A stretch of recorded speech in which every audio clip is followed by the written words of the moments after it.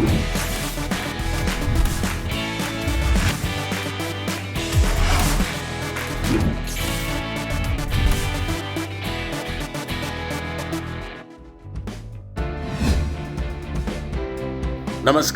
खेलों में खास में आप सभी का स्वागत। मैं हूं संजय बैनर्जी।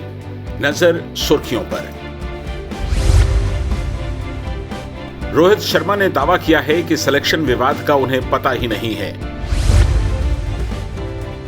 बंगाल के 4 और क्रिकेटर कोरोना पॉजिटिव निकले हैं।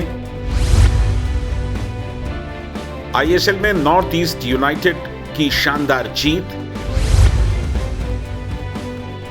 प्रजनेश गुणेश्वरन ऑरलैंडो ओपन के सेमीफाइनल में। और Damian Thiem ATP World Series के फाइनल में पहुंचे। क्रिकेटर रोहित शर्मा ने कहा है कि वे फिलहाल ठीक हैं और फिट होने के लिए पूरी मेहनत कर रहे हैं।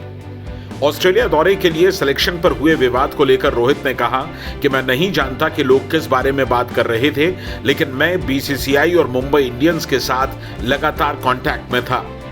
उन्होंने कहा कि आईपीएल के वक्त हैमस्ट्रिंग पर थोड़ा और काम बाकी था। ऑस्ट्रेलिया दौरे पर वनडे और T20 मिलाकर बैक टू बैक 11 दिनों में 6 मैचेस होने थे और इसीलिए मैंने सोचा कि मैं आईपीएल के बाद 25 दिन में खुद को फिट कर लूं ताकि टेस्ट खेल सकूं। रोहित ने कहा कि मैंने मुंबई इंडियंस की टीम मैनेजमेंट को बता दिया था कि मैं खेल सकता हूं क्योंकि ये शॉर्टेस्ट फॉर्मेट है। मुझे पता था कि मैं फील्ड पर सिचुएशन के हिसाब से अच्छी तरह से निपट लूंगा। मैंने एक बार अपना मन बना लिया तो बस उस चीज पर ध्यान लगाने की जरूरत थी जो मैं करना चाहता था। रोहित ने कहा कि अब हैमस्ट्रिंग बिल्कुल ठीक है और मैंने इसे और मजबूत करने की प्रोसेस शुरू कर दिया है। टेस्ट सीरीज में खेलने से पहले मैं पूरी तरह से फिट होना चाहता हूं और इसीलिए मैंने एड़ी चोटी का जोर लगा दिया है। शायद यही कारण है कि मैं नेशनल क्रिकेट एकेडमी में हूं।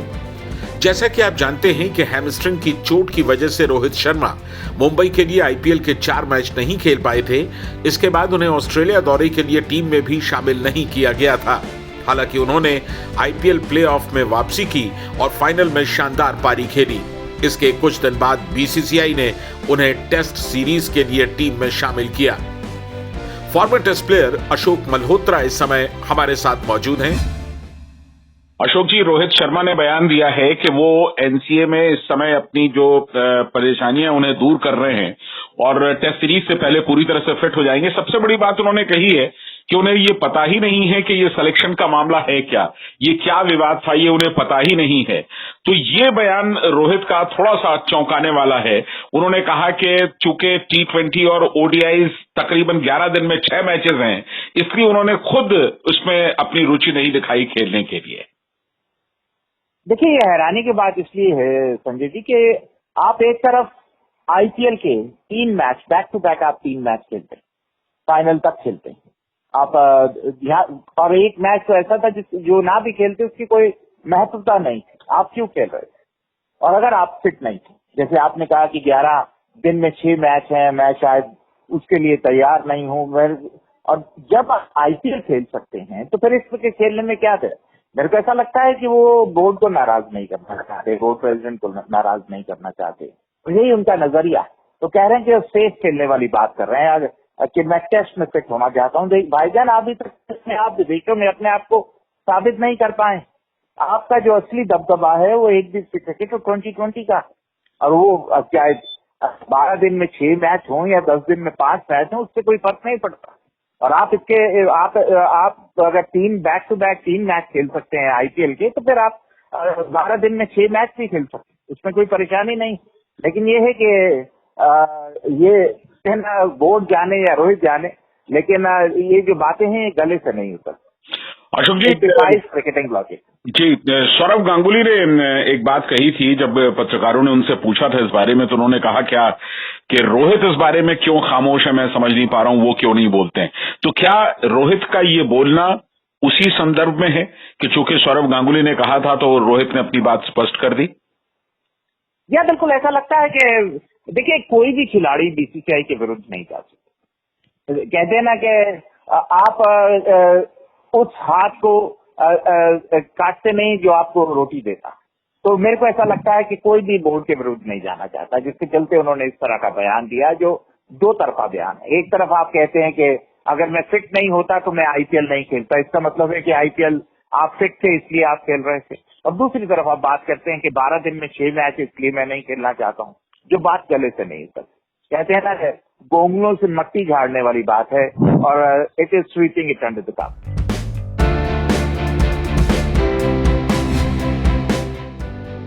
बंगाल के 4 और प्लेयर्स कोविड-19 पॉजिटिव पाए गए हैं। बताया गया है कि कुल 142 खिलाड़ियों का टेस्ट कराया गया, जिसमें 4 की रिपोर्ट पॉजिटिव आ गई है।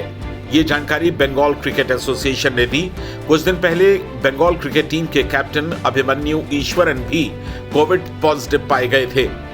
इस वजह से 24 नवंबर से शुरू होने वाले सीएबी के बंगाल T20 चैलेंज टूर्नामेंट के लिए मुश्किलें खड़ी हो गई हैं। सीएबी के जॉइंट सेक्रेटरी देवव्रत दास के अनुसार होटल में चेक इन करने से पहले कुल 142 प्लेयर्स का टेस्ट लिया गया, जिसमें से 4 का टेस्ट पॉजिटिव आ गया। जो 4 क्रिकेटर पॉजिटिव आए हैं उसमें अभिषेक रमन, ऋतिक चटर्जी, दीप चटर्जी और पार्थ प्रतिम सेन के नाम शामिल हैं। इससे पहले 18 नवंबर को ईश्वरन का टेस्ट पॉजिटिव आया था।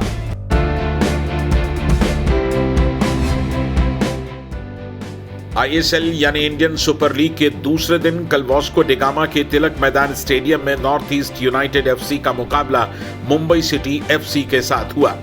नॉर्थ ईस्ट यूनाइटेड एफसी के कोच गेरार्ड नोस और मुंबई सिटी एफसी के कोच सर्जियो लोबेरा की देखरेख में तैयार इन टीमों ने मुकाबले में आक्रामक शुरुआत की।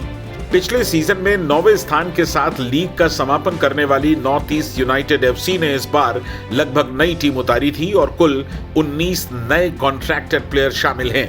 इनमें युवा भारतीय प्रतिभाओं के साथ साथ बेहतरीन फॉरेन फुटबॉलर्स को भी शामिल किया गया। मुंबई सिटी ने भी इस सीजन में लोबेरा को अपना कोच बनाया है, जो पिछले 3 साल से एफसी गोवा के साथ थे।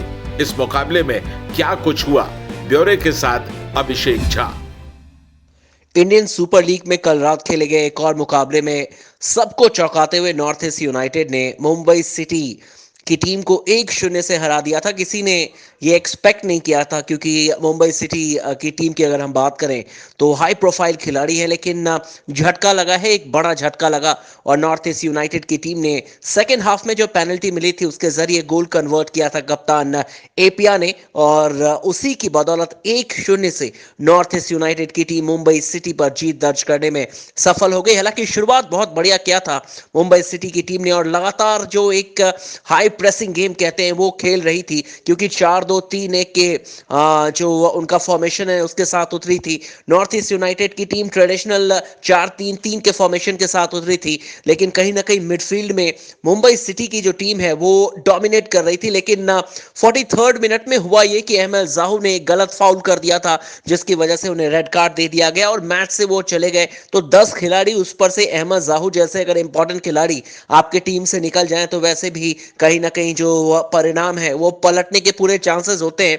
और वही हुआ, जैसे ही पेनल्टी मिली सेकेंड हाफ में और वहां पर गोल में कन्वर्ट कर दिया और नॉर्थ ईस्ट यूनाइटेड की टीम ने इस मुकाबले से 3 पॉइंट्स ले लिए फ्रॉम नोवेयर। किसी ने एक्सपेक्ट नहीं किया था कि नॉर्थ ईस्ट यूनाइटेड की टीम मुंबई सिटी को हरा पाएगी, पर this is the beauty of football. और सबसे इंपॉर्टेंट ये है कि जो 14 मैचेस जिसमें से नॉर्थ ईस्ट यूनाइटेड ने कोई भी मैच नहीं जीते थे, यानी कि विनलेस स्ट्रीक जो है उसे खत्म कर दिया और कम से कम 15वें मैच में और आईएसएल के नए सीजन में जीत के साथ शुरुआत की है। ये एक बहुत अच्छी बात है और यंग टीम है। उम्मीद करेंगे कि नॉर्थ ईस्ट यूनाइटेड की टीम पिछले बार जो 9वें स्थान पर रही थी उससे कुछ बेटर परफॉर्मेंस करे, कुछ बढ़िया फुटबॉल खेलकर दिखाए। वहीं अगर मुंबई सिटी की बात करें तो इस मैच में, पहले मैच में हार के बावजूद भी उनके पास मौका है और सब जानते हैं कि क्वालिटी है उनके पास।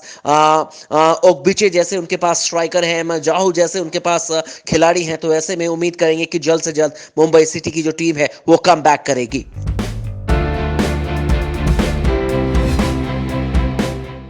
फीफा अवार्ड्स का आयोजन 17 दिसंबर को वर्चुअली किया जाएगा। ये अवार्ड सितंबर में होने थे, लेकिन कोविड-19 के कारण इन्हें पोस्टपोन कर दिया गया था। फीफा ने एक बयान में कहा कि हेल्थ से बढ़कर और कुछ भी नहीं है और इसीलिए ये अवार्ड इस हालात में वर्चुअली दिए जाना ही बेहतर है। फीफा के इन अवार्ड्स में हर साल मेंस और विमेन कैटेगरी में बेस्ट प्लेयर, कोच, गोलकीपर और बेस्ट 11 के अवार्ड दिए जाते हैं। फेयर प्ले का अवार्ड भी इसमें शामिल किया जाता है। साथ ही सबसे दर्शनीय गोल का भी पुरस्कार दिया जाता रहा है। इन अवार्ड्स में बेस्ट फैन अवार्ड भी शामिल है।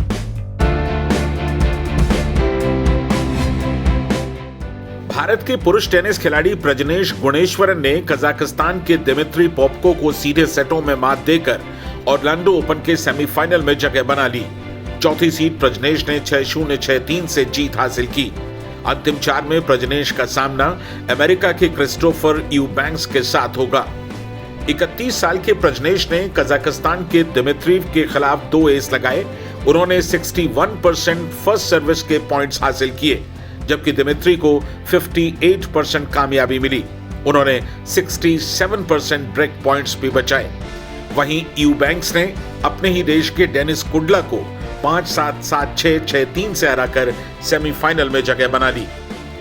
एक अन्य सेमीफाइनल में अमेरिका के मिशेल क्रूएगर का सामना हमवतन युवा खिलाड़ी ब्रेंडन नाकाशिमा के साथ होगा।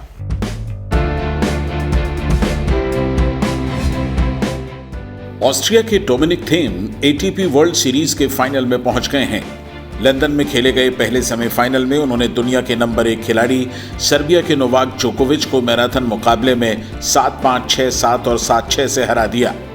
पिछली बार के रनर्स अप थीम दूसरे सेट में एक के बाद एक 4 मैच पॉइंट्स को कन्वर्ट नहीं कर पाए, लेकिन इसके बाद तीसरे सेट में उन्होंने जोकोविच को बेहद कड़े मुकाबले में शिकस्त दी।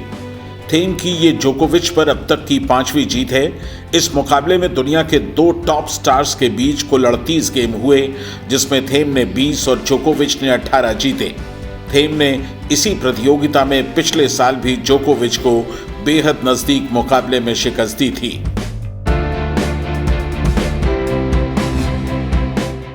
अगले साल जनवरी में होने वाले ऑस्ट्रेलियन ओपन पर भी कोरोना की वजह से संकट के बादल मंडराने लगे हैं।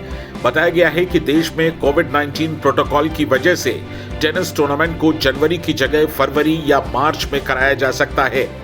ऑस्ट्रेलियन ओपन अगले साल 18 जनवरी से 31 जनवरी के बीच खेला जाना है। कोरोना के बीच ऑस्ट्रेलियन ओपन को तय समय पर कराने को लेकर टेनिस ऑस्ट्रेलिया के अलावा पूरा एडमिनिस्ट्रेशन कोशिश कर रहा है। इस बीच टेनिस ऑस्ट्रेलिया ने उम्मीद जताई है कि दिसंबर के मिड में प्लेयर्स को क्वारंटाइन में ट्रेनिंग करने की अनुमति जल्द ही विक्टोरियन और ऑस्ट्रेलियन गवर्नमेंट दे देगी। ऑस्ट्रेलियन ओपन के लिए मेलबर्न पार्क में 3 कोर्ट तैयार किए जा रहे हैं, जिसमें रॉड लेवर एरेना सबसे बड़ा है, जहां 15,000 लोगों के बैठने की क्षमता है।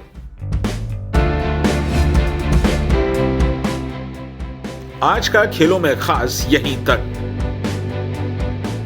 स्पोर्ट्स अपडेट्स, वीडियोस और ब्लॉग्स के लिए आप हमारी वेबसाइट sportszindagi.com जरूर विजिट करें।